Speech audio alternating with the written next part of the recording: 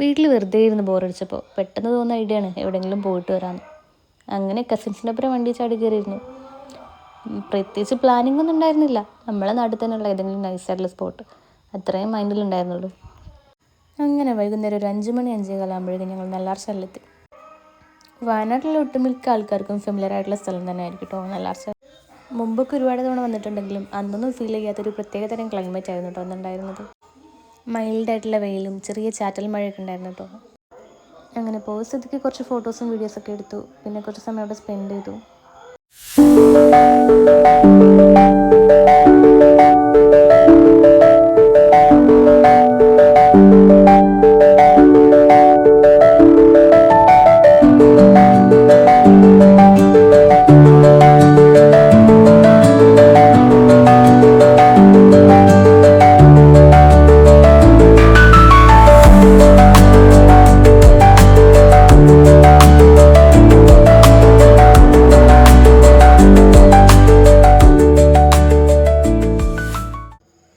കസിൻസിൻ്റെ കൂട്ടത്തിൽ ഈ സ്ഥലം ഫസ്റ്റായിട്ട് വിസിറ്റ് ചെയ്യുന്നവരുണ്ടായിരുന്നു കേട്ടോ. ശരിക്കും അവരൊക്കെ നന്നായി എൻജോയ് ചെയ്തു.